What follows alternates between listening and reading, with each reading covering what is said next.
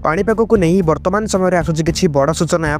बंगोपसागर में aunty cyclone circulation सक्रिय रही एहारी प्रभाव में राज्यर अधिकांश जगह हालुकर मध्यम धरणर वर्षा लगी रही। अन्यपटे आज बढ़ वर्षार परिमाण राज्य में गत 24 घंटा मध्य देखा मिलता अति प्रबल वर्षा तासांग को बिजुली घड़घड़ी थराई रायगड़र आरगुड़ा जाजपुर सुकिंदा कटकर सालेपुर निश्चित कोइली सहित केउंझर जगतसिंहपुर और खोर्धार विभिन्न अंचल देखा मिलता वर्षा। अन्यपटे आज आंचलिक पाणीपाग केन्द्र सूचना मुताबक राज्य में आज बढ़ वर्षार परिमाण विभिन्न जगह आज बिजुली घड़घड़ी सहित कुआपथर वृष्टि सहित पवनर बेग बढ़ एपरिक किसी जगहगुड़िक गछ पोड़ी रास्ता अवरोध हो पारे सहित लगी प्रबल वर्षा। यह नहीं भिन्न भिन्न जिलागुड़ी ऑरेंज वार्निंग सहित येलो वार्निंग अलर्ट जारी करिछि आंचलिक पाणीपाग केन्द्र। तेबे से जिलागुड़िक कौन कौन सहित यह वर्षा केते दिन धरी जारी रहिबो यह नहीं संपूर्ण तथ्यटी कौन रही नजर पकाइबा।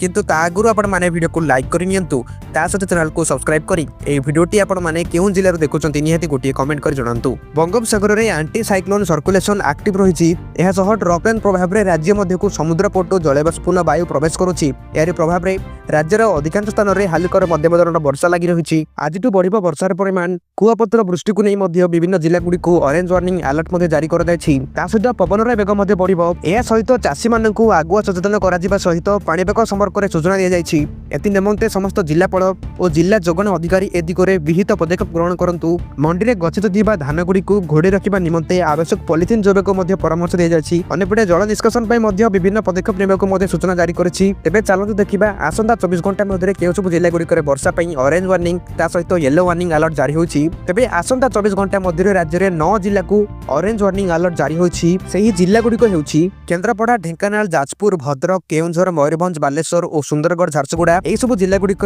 पवन बढ़ी 60 किलोमीटर घंटा प्रति रहिबो सहित बिजुली घड़घड़ी तो एमिति भी लागि रहिबो सहित कुआपथर वृष्टि को नहीं अलर्ट जारी करा जायछि। तेमे देखिबा सहित 13 जिला जहाँकि येलो वार्निंग अलर्ट जारी होछि। कलाहांडी रायगड़ा गजपति गंजाम कंधमाल नयागढ़ खोर्धा पुरी जगतसिंहपुर कटक अनुगुल संबलपुर और देवगढ़ जिला यही सब जिला गुड़िक पवनर बेग बढ़ी 40 ରୁ 50 सहित बिजुली घड़घड़ी यही सब जिला गुड़िक अधिक मात्रा देखा मिलिबो सहित हालुका वर्षा लगी रही पारे।